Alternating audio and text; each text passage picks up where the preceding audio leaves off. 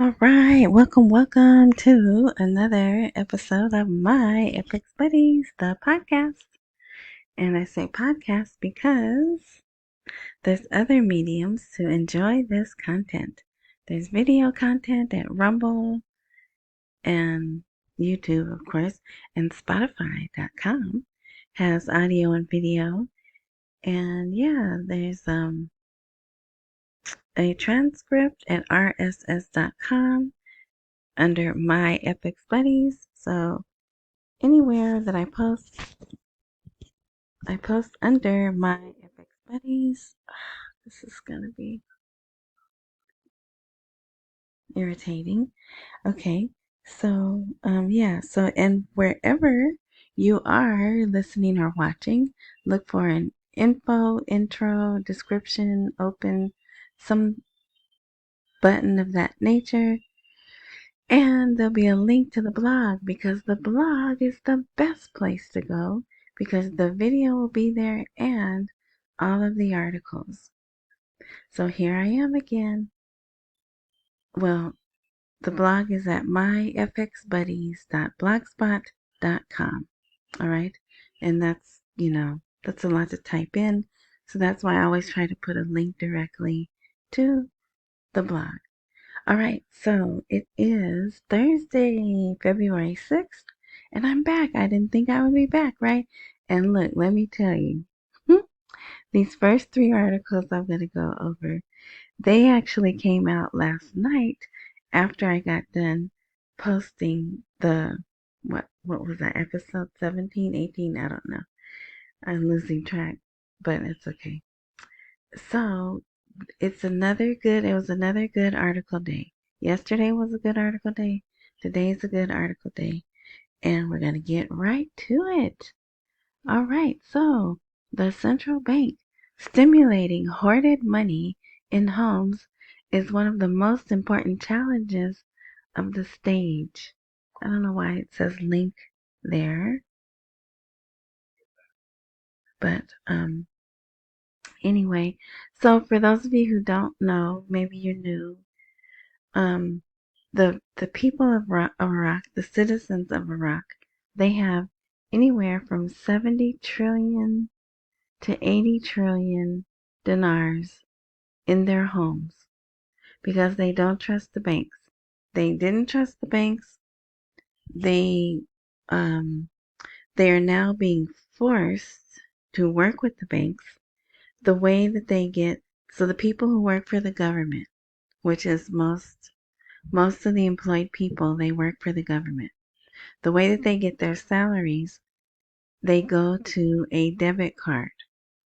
So what does that mean? That means they have to have a bank account and they have to use a debit card to if they want to pay things, or they go to the ATM and pull out cash. And if I'm not mistaken, I think it's still something like 68% of the people, once they get paid, they go pull out the cash. So there's still pretty much a cash-based economy. And yeah, so it seems definitely they want them to bring these 30 notes, right? They're 30 notes, and put them in the bank so then that way it will stimulate the economy. And I get the feeling this is the last step, one of the last things they want to happen before they change the rate. But even the citizens know it's better to hold off, right?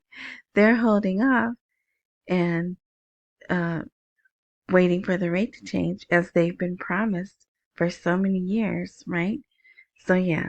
So, I was really um, encouraged to see this article, and also it did come from a central bank person, but a person I've never heard of before, a representative of the Central Bank of Iraq, and this was stated at the Baghdad International Fair.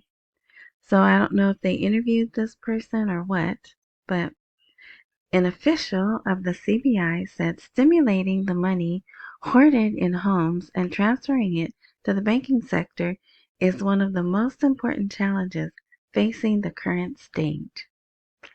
Yeah, so that person, there's their name right there if you're on the blog following along with me.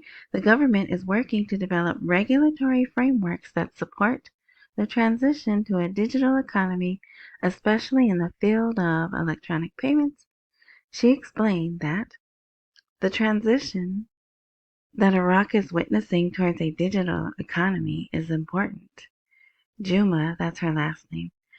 I think it's a her. Well, it says she. So Juma pointed out that one of the most important challenges facing the current stage is gaining citizens' confidence in electronic payment products, which will contribute to stimulating the money hoarded in homes and transferring it into the banking system, as this transformation is part of a larger strategy aimed at stimulating the national economy by investing money in a way that serves major projects in the country.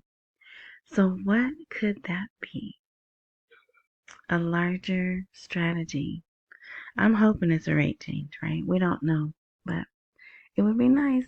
So, here's the outside of the Baghdad International, where some participants, oh, it's this one. I apologize if you heard all that noise. Um, excuse me. Baghdad International Fair is a golden opportunity for economic cooperation. So this is the outside. You could read this article. They talk about industrial cities they plan on building. Here again, a golden opportunity, available opportunities. Really great outlook for the future. Here's a little paragraph or whatever called Local Companies. He, whoever he is, pointed out that the exhibition represents an important opportunity as it saved us a lot of effort and time in reaching this number of local and international companies. He pointed out that the citizen provided an opportunity to communicate with citizens who learned about the nature of the company's products, selling prices, and product efficiency, as the exhibition is a free opportunity for dissemination. So I think what this is saying is they're in one central place. They didn't have to advertise, right? 1,200 companies, countries, whatever, are there and they can see their product. And in this one part, they have some samples, like floor models, things. So imagine that in one place for a week, I think it lasts about a week, they're getting free advertising for their products from local people and international. So it is a golden opportunity. In fact, this was so good. Look how long this is. They extended the fair for 2 additional days. The part, not the whole thing, but this part here at Hall 2, in line with citizens' desires and to give them the opportunity to shop. Yeah, so they had a good turnout, and yeah, hopefully the people shopped and made connections. And then there's pictures here. You can go look at these pictures and see some of the items that were there available. All right. Look, there's Toyota. Toyota was there with a car, couple of cars actually. All right. So now these articles are from today, and they're not in any particular order. I try to put things in order, but my day I was running out of time, so I had to hurry up and do this. So, this is another article about the shock of the new phase under the T-Man's administration.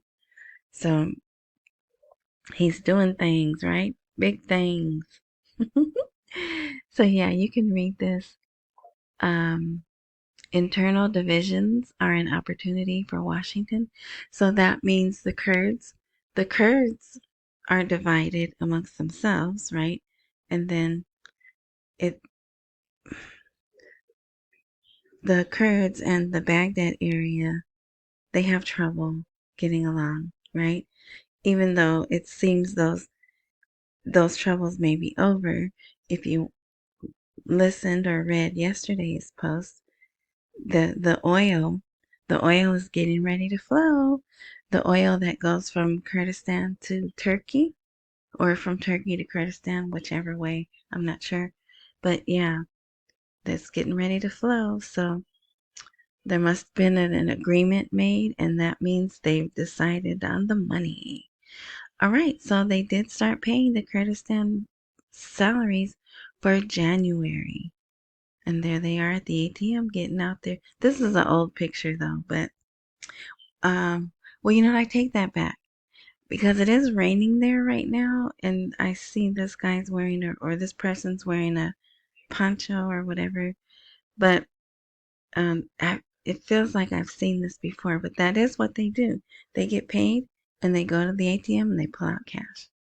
And now, while there are some things, they're even getting so savvy, there's some payments they have to make electronically. Utilities, things like that.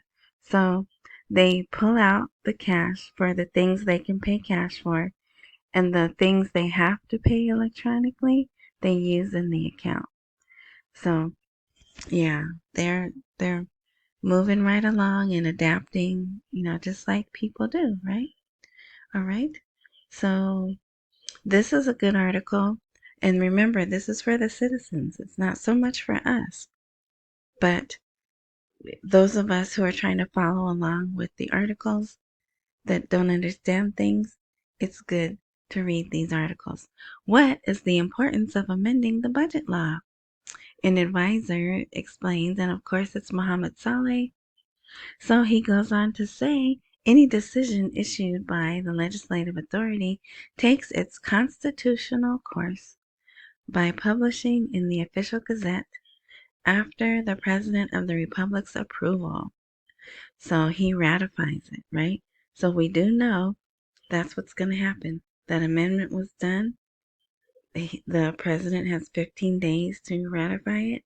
Then it goes in the gazette. And so Sunday was the countdown. Sunday was the day it was approved or amended. So we'll go 15 days from there. And I still haven't seen any articles where it's been sent to him. So I'm not sure exactly where it is.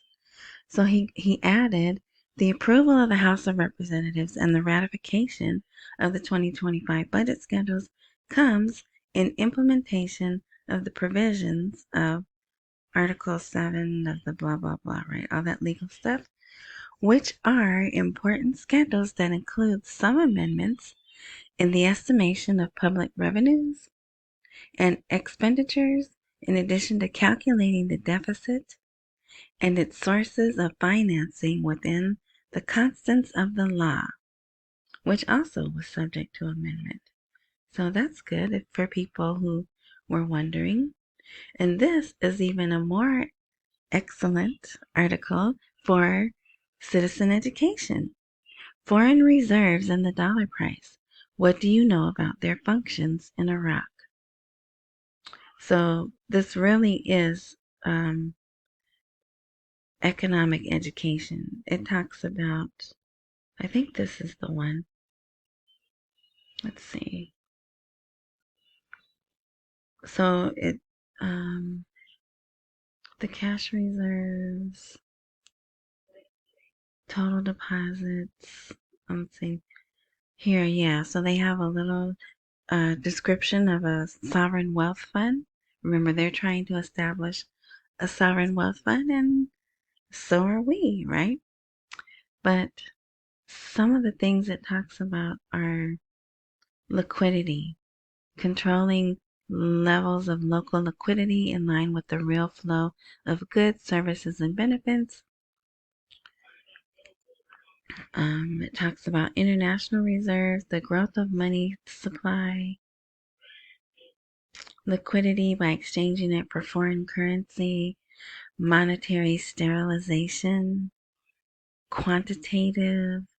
So it really kind of goes in depth. It is like a mini little economics 101. And I'm sure it's going to go over some people's heads, but it is, in Iraq, right? It talks about investing in treasury bonds. I think it even talks about derivatives. Let me see.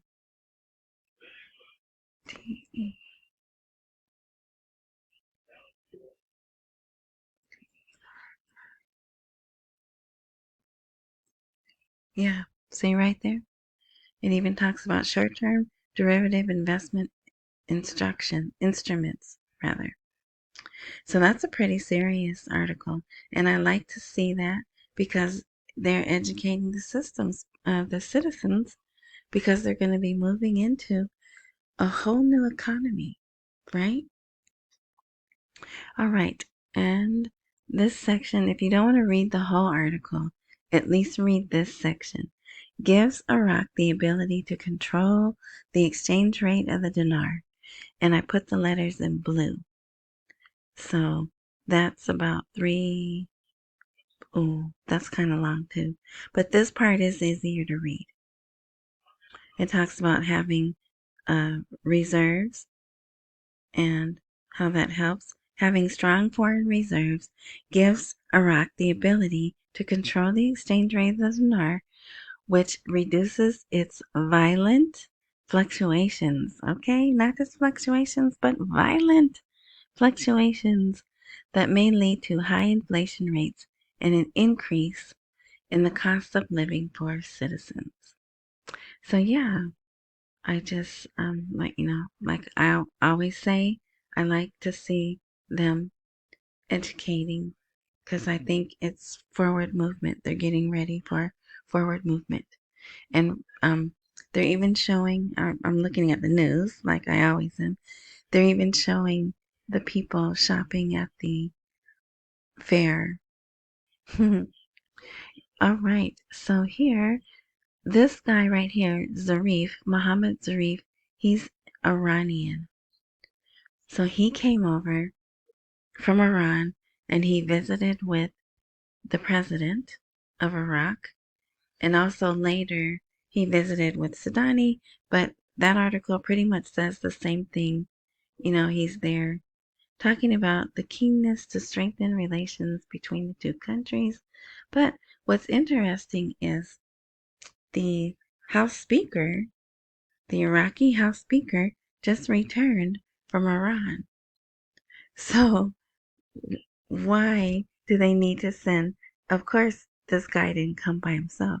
Zarif didn't come by himself. He had a delegation with him, right? So why are they there at this time when the House Speaker is coming back? So it's just interesting, but it is. I'm sure Iran is very stressed right now because the T-Man is putting the squeeze on them. Remember maximum pressure? Yeah. He doesn't want them selling any oil. He doesn't want them getting any dollars. So he even cut off, if you remember, Iraq was buying oil. No. Gas, whatever, electricity, gas and oil or gas and something to generate electricity. And I'm fairly certain we had a waiver to pay them in cash, dollars, right? So, nope, he ended that. That's over. So, Iran is probably like, hey, what are you gonna do? How are we gonna get our money, right? Because remember, if he makes life tough for us, we can make life tough for you, right? So that's how I imagine that conversation going. Who knows, really, right? Okay, here's my one commercial. Buy me a coffee. Here's a link. If you like a link, here's a QR code. If you like a QR code. And also, guess who's over there talking to Sadani? Russia. Because we also have kicked Russia out of Syria. But they have, Russia and Iraq have, ancient relations. But yeah, I imagine they're probably over there saying, "Hey, can you get us in Syria?" So I don't know, but it's just interesting to see all these people going to Iraq to discuss.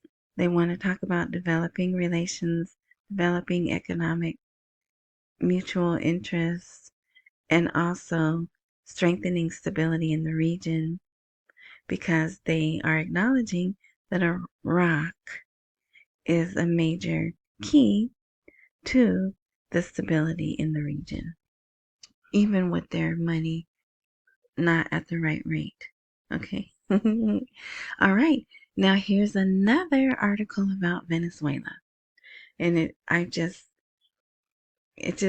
I was going to say I'm just flabbergasted by all the articles all of a sudden and how willing we are to work with Venezuela all of a sudden. But yeah, so Chevron in talks with the T-Man's administration over Venezuelan oil. So Chevron is the only U.S.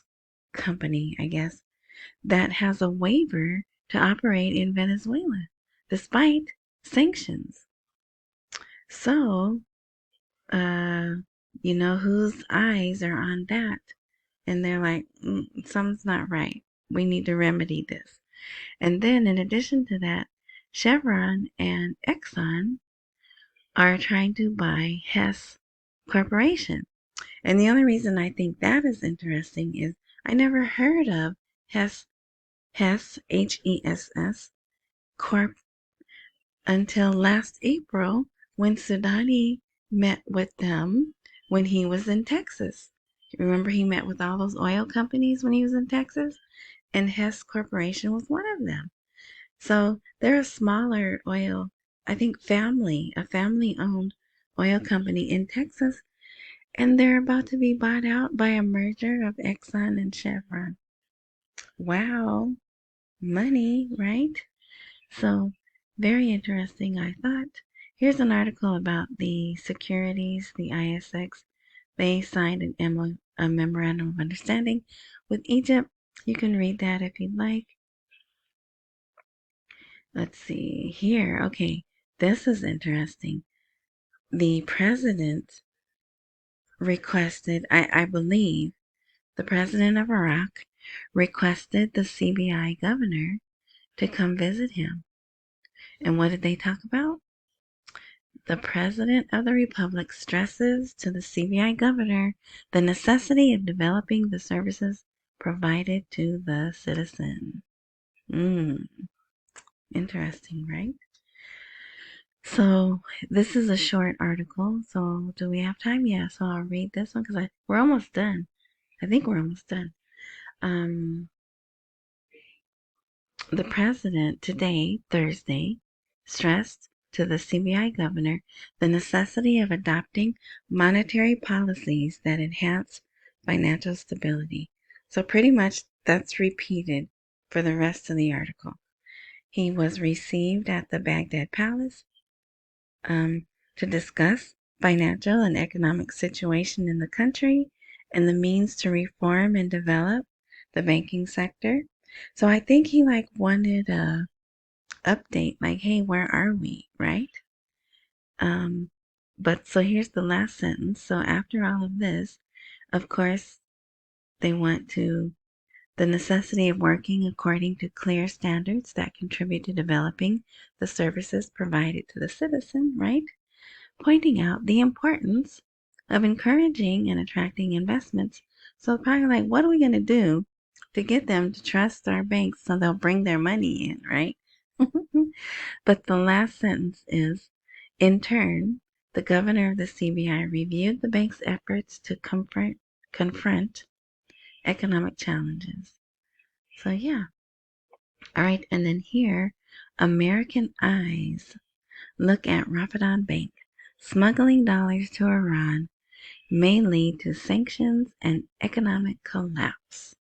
So this is just more follow-up. That same guy maximum pressure on Iran means maximum pressure on Iraq. And he told them it's estimated, or they believe, or maybe it's proven, who knows, $500 to $600 million a month were smuggled to Iran for oil that was sold under the guise that it was Iraqi oil. And here, what if sanctions are imposed? But if you read this, it says the sanctions, at least for now, sorry if you can hear that background noise, at least for now, it wouldn't be on the country as a whole. It would be on entities and individuals. So it would have catastrophic results. Yeah, so that's a good article. All right, and here's an article about the budget. It's the Parliamentary Finance Committee saying, hey, we still haven't seen the budget. We still don't know what's in it. We haven't seen the budget tables either. And we know why. Because Sudani, hold on. All right, I apologize for that. Okay, so this is the last article here. But I can't remember where I stopped talking, so I'm just gonna say this really quick. They are acknowledging that we're done with Article 12, woohoo! But now we need the budget schedules. All right. So, and we do know Sudani is purposely keeping information away from Parliament because they're the ones that manipulated the 2024 budget, right? And so this is the last article. I think the World Bank is there all the time, right? I think the IMF is there all the time. We're there all the time. But the Minister of Finance, Miss Sammy, she had a meeting with the World Bank. And I don't know why this went out of, you see how that's not lined up? So, whatever. Miss Sammy confirms to the World Bank the government's commitment to implementing financial and economic reforms. So, and this article was posted many places. They definitely wanted the citizens to see this article. And so another good day. Like I said, I was really surprised that there would be this much good news out on a Thursday. So who knows what tomorrow will bring, right? All right, so I'm going to close out before it gets noisy again. So thank you for listening. Accumulate while we wait for the rate to appreciate. Don't miss any meals. Pay all your bills. Remember, really good things are happening.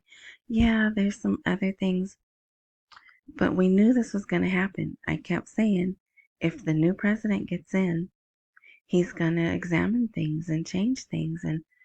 And what if they're being changed for the better? We don't know, and time will tell. We shall see, right?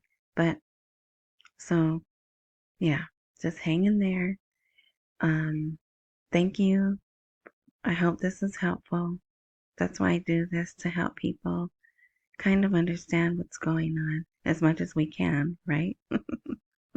And see, right now there's lots of talk about reforming the banks. And I think that's the last step before letting it go. All right. So if there's a join, follow, subscribe, some type of button like that wherever you're listening, do whatever action is necessary to activate that button. And